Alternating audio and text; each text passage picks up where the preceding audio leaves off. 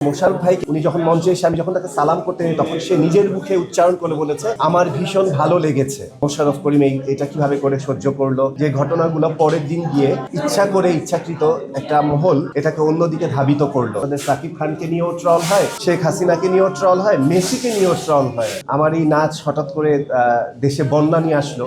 এবং আপনারা যে মোশাররফ ভাইকে নিয়ে এত কথা বলেছেন, উনার আপনারা ভিডিও ঘাটালে আপনাদের কাছেই ভিডিও আছে। উনি যখন মঞ্চে এসে আমি যখন তাকে সালাম করতে নিই তখন সে নিজের মুখে উচ্চারণ করে বলেছে আমার ভীষণ ভালো লেগেছে। সো ভালো লেগেছে এবং সবার ভালো লেগেছে। ভালো না লাগলে আমি যদি কোনো অপসংস্কৃতি বা উল্টাপাল্টা কিছু করতাম ওখানেই আমি রিয়াকশনটা পেতাম, ওখানেই রিয়াকশন পেতাম। এমন অনেক প্রোগ্রাম আছে যেখানে অর্ধেক নাচের পর নাচ বন্ধ হয়ে যায়, রাইট? তো আমার নাচ বা আমার প্রেজেন্টেশন যদি সেই রকম কোনো কিছু আপ টু দা মার্ক না হতো, হয়তো বা আমি মাঝপথেই স্টপ করে দিতাম অডিয়েন্স রিয়াকশনের পর। তো সেখানে জাজ থেকে শুরু করে প্রত্যেকেই সেটা সাধুবাদ জানিয়েছে এবং সারা রাত সেটা সাধুবাদ ছিল। পরের দিন থেকে হঠাৎ করে একটা নেগেটিভ কমেন্টস বা নেগেটিভ ক্যাপশন অন্যদিকে ধাবিত করলো ঘটনাটাকে। রাজধানীতে নিজস্ব জমিতে আমরা গড়ে তুলছি আপনার সুখের আবাস এডিসন রিয়েল এস্টেট।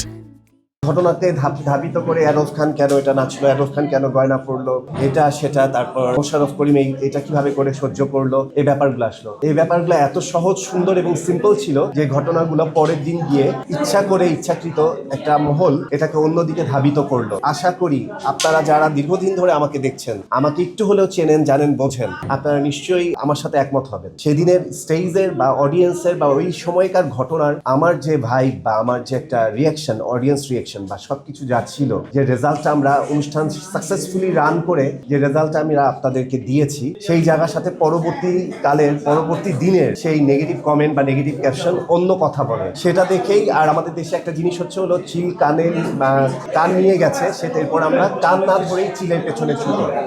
ওই জায়গাটা থেকে যখন ভাবতেছে আচ্ছা এটা কি করলো, সবাই দেখি বলা শুরু করলো এটা কি করলো। যদি তারা মঞ্চে, আমার বিশ্বাস তারা যদি মঞ্চে বা অডিয়েন্সের সামনে বসে এই নাচটা উপভোগ করতে এবং ব্যাপারটা বোঝার চেষ্টা করতে আসলে অ্যাকচুয়ালি আমি কি করতে চেয়েছি বা কি করছি, তাহলে আসলে আমার কাছে রিয়াকশনটা বা রেজাল্টটা অন্যরকম হতো। কিন্তু সেই রেজাল্টটা মিক্সড হয়ে গেছে, তাতেও আমার কোনো আপত্তি নেই, কারণ দিন শেষে ভালো মন্দ থাকবে সবকিছুরই। সব সিনেমা করলেও তো সিনেমা সব হিট হয় না, ফ্লপ হয়। সিনেমা নিয়েও ট্রল হয়, নায়ক নিয়েও ট্রল হয়, আপনাদের সাকিব খানকে নিয়েও ট্রল হয়, শেখ হাসিনাকে নিয়েও ট্রল হয়, মেসিকে নিয়েও ট্রল হয়।